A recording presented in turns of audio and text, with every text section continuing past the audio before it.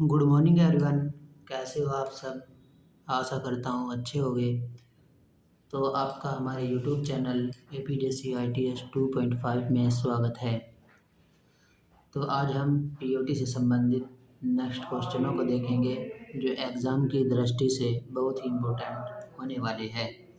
तो चलिए बिना सरा गवाए शुरू करते हैं आज की क्लास यानी POT का mock test number 8।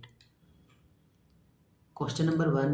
There are two important facts of educational psychology. शिक्षा के मनोविज्ञान के लिए दो आवश्यक तत्व क्या है यानी तथ्य। जो शिक्षा का मनोविज्ञान है उसके लिए हमें दो आवश्यक तत्व चाहिए। वे तत्व कौन कौन से हैं? एक होता है हमारा सेल्फ एग्जामिनेशन, एक होता है ऑब्जर्वेशन यानी ग्रहण करने की एक क्षमता। तो इसका राइट आंसर हो जाएगा हमारा option number C, both A and B. There is a right answer. This is a right answer. Next question है हमारा question number 2। Electronic board required, electronic board की आवश्यकता है। ये क्वेश्चन हमने इससे पिछले वाली वीडियो के अंदर भी देखा था। कंप्यूटर एंड प्रोजेक्टर, जो कंप्यूटर और प्रोजेक्टर है वो इलेक्ट्रॉनिक बोर्ड की आवश्यकता है। नेक्स्ट क्वेश्चन है हमारा which one is provides to ability to equip your presentation with different type of media including image, sound and animation। कौन सा आपकी प्रस्तुतियों को छवियों, ध्वनियों और एनिमेशन सहित विभिन्न प्रकार के मीडिया में लैस करने की क्षमता प्रदान करता है। जो हमारा पावर पॉइंट होता है उसके अंतर्गत हम इमेज ऐड कर सकते हैं, साउंड ऐड कर सकते हैं और हम एनिमेशन यानी चित्र यानी स्टेप बाय स्टेप किसी भी टॉपिक के बारे में जानकारी दे सकते हैं। तो इसका राइट आंसर हो जाएगा हमारा power point. Option number A is right answer. Next question है हमारा क्वेश्चन नंबर 4।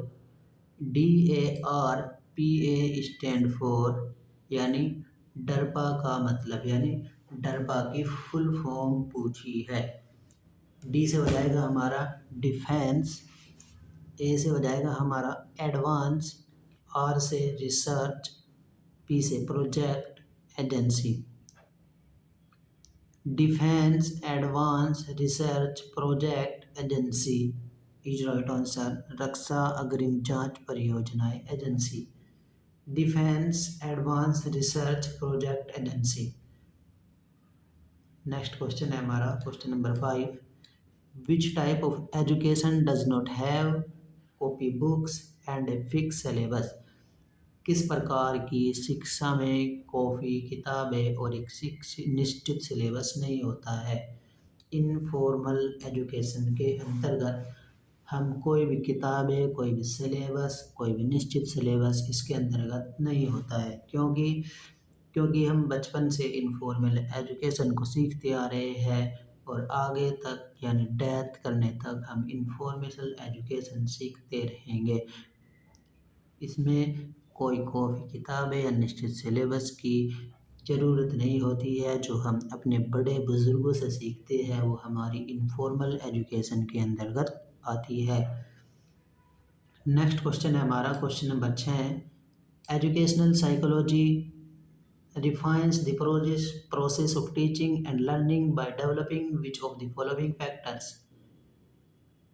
शिक्षा का मनोविज्ञान किन कारकों में विकास करके शिक्षण और सीखने की प्रक्रिया को परिष्कृत करता है। जो हमारा शिक्षा का मनोविज्ञान है, जो विकास और सीखने की प्रक्रिया है, नॉलेज और स्किल और एटीट्यूड, ये तीनों इसके लिए बहुत ही महत्वपूर्ण होते हैं। तो इसीलिए इसका राइट आंसर हो जाएगा हमारा all of these. Next question है हमारा question number 7। Incessant is the element of self awareness. आत्मबोध के तथ्य है। इफेक्टिव यानी प्रभावकारी, ज्ञान प्राप्त करना, कोनेटिव कोशिश करना। ये तीनों ही इंटिसेंट के एलिमेंट है, तो इसीलिए इसका राइट आंसर हो जाएगा option number D. Next question है हमारा, which of the following is a global system of interconnected computer network. निम्नलिखित में से कौन सा परस्पर जुड़े कंप्यूटर नेटवर्क की एक वैश्विक प्रणाली है। इंटरनेट जो है वो एक वर्ल्ड वाइड वेब है, यानी सारे वर्ल्ड में ये नेटवर्क फैला हुआ है।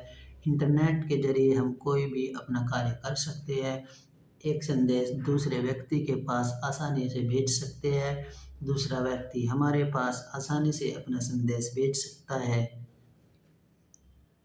नेक्स्ट क्वेश्चन है हमारा question number 9, doing a task with accuracy as per the measurement is called. किसी कार्य को माप के अनुसार शुद्धता के साथ करने को कहा जाता है एक्यूरेसी। यदि हम किसी माप के अनुसार शुद्धता के साथ काम करते हैं तो वह एक्यूरेसी कहलाती है। नेक्स्ट क्वेश्चन है हमारा क्वेश्चन नंबर 10, CIMI का पूर्ण रूप क्या है। CIMI का पूर्ण रूप क्या है। जो CIMI का पूर्ण रूप है वह हमारा सेंट्रल इंस्ट्रक्शनल मीडिया इंस्टीट्यूट। सी से हो जाएगा सेंट्रल, आई से इंस्ट्रक्शनल, एम से मीडिया, आई से institute, central instructional media institute. Next question है हमारा फुल फॉर्म ऑफ CTI।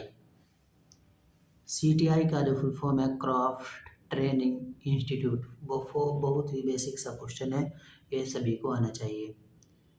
जो CTI का नाम बदलकर फिलहाल CITS कर दिया गया है, यानी क्राफ्ट इंस्ट्रक्टर ट्रेनिंग स्कीम। ये क्वेश्चन याद रहना, इन दोनों का फर्क। नेक्स्ट क्वेश्चन हमारा question number 12, achieving the goal related to teaching work in a systematic manner is called. शिक्षण कार्य को क्रमबद्ध करके उससे संबंधित लक्ष्य को प्राप्त करना कहलाता है एम, यानी उद्देश्य। नेक्स्ट क्वेश्चन है हमारा question number 13, what is Windows. Windows क्या है। बहुत ही बेसिक सा क्वेश्चन है, 6-7 क्लास में पढ़ा दिया जाता है। ऑपरेटिंग सिस्टम, विंडोज़ एक ऑपरेटिंग सिस्टम है। नेक्स्ट क्वेश्चन है हमारा question number 14, which type of teaching method help for beginner teacher to improve competencies. किस प्रकार की शिक्षण पद्धति शुरुआती शिक्षण के लिए दक्षताओं में सुधार करने में मदद करती है। माइक्रो मेथड ऑफ टीचिंग, शिक्षण की सूक्ष्म विधि। जो शिक्षण माइक्रो टीचिंग है वो हमारी जो शुरुआती शिक्षक होते हैं उनके लिए जो उनकी गलतियां हैं उसमें सुधार करने के लिए बहुत ही उपयोगी होती है। नेक्स्ट क्वेश्चन है हमारा, कंप्यूटर में जाने वाले डेटा को क्या कहा जाता है। जब हम कीबोर्ड से कुछ टाइप करते हैं, एग्जांपल के लिए बता रहा हूँ, जब हम कीबोर्ड से कुछ टाइप करते हैं तो वो इनपुट कहलाता है, और जो हम स्क्रीन पर देखते हैं कंप्यूटर की वो हमारा आउटपुट कहलाता है। नेक्स्ट क्वेश्चन है हमारा question number 16, what type of question to be avoided. किस प्रकार के प्रश्नों से बचना चाहिए। यस और नो टाइप क्वेश्चन, हाँ या ना के प्रकार के क्वेश्चनों से बचना चाहिए। नेक्स्ट क्वेश्चन है हमारा क्वेश्चन नंबर 17, सेवाएं गुमनामी सेवाओं के उदाहरण है जो किसी भी उपयोगकर्ता के स्थान और उपयोग को छुपाती है।